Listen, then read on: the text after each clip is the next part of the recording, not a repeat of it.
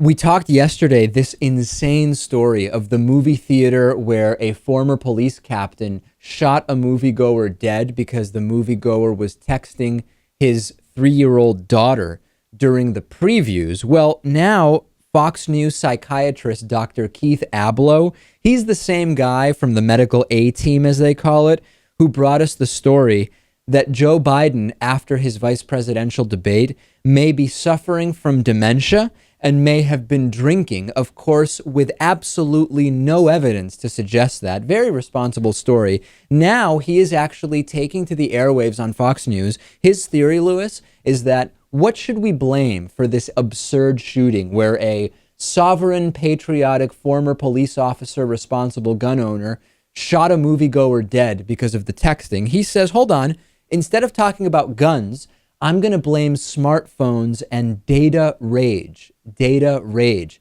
Listen to this. What I can say is I think we may have to look at something I'll call data rage, just like road rage. We know that when people interact with machines, that sometimes they feel emboldened to do things that they never would, that it can be tremendously frustrating, and that people who could be vulnerable, by the way, they may be impulsive to begin with or explosive, add in technology or a machine and things can go over the, over the top Keith, and become very violent. But Dr. Ablow, I should say, it sounds like you're blaming the victim. I mean, it's the victim here who was allegedly texting, and the suspected shooter was ticked off that maybe his movie viewing was interrupted, and then they had this exchange of verbal altercation, and then the victim allegedly tossed some popcorn or threw some popcorn at the shooter. And the shooter reacted.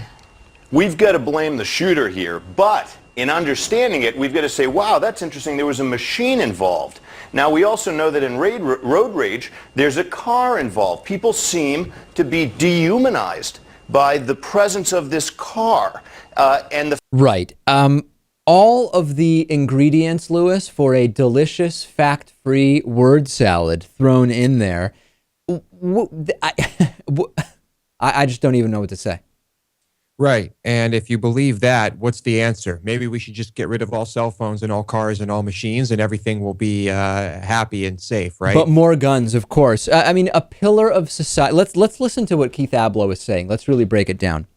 A so-called pillar of society, a respected former police captain, flew into a rage after conversing with a data-producing machine, a smartphone, felt threatened by the data. The information was very threatening to him, and he needed to protect himself. And in so doing, he killed one person and wounded another. Pretty reasonable hypothesis, Lewis.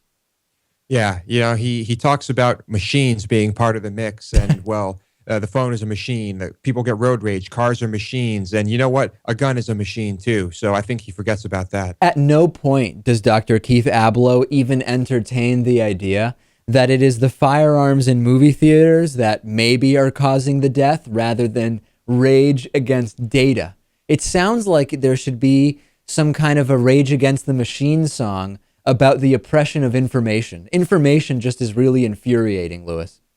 You know what? I don't know if they'd sing about that, but I'd love some new material from them. This may not be the first incident involving data rage, actually, Lewis, that this specific former police captain was involved in. After this story hit the news, a woman actually came forward and said to police that this same guy started arguing with her for texting in the same movie theater 3 weeks ago. This guy, as absurd as it is not to consider guns as the actual problem here, the idea that this guy might have a problem with data is not that far-fetched, as absurd as the theory as a medical theory is. Wow, it seems that woman got pretty lucky. When people interact with machines, sometimes, Lewis, they feel emboldened to do things they never would, said Keith Ablow. That might explain Keith Ablow's absurd theories that seem to come from his mouth whenever the cameras go on. Those machines must really be altering his balance or something. But he's right in a way, because if that guy didn't have that gun, I doubt he would have attempted to kill this guy.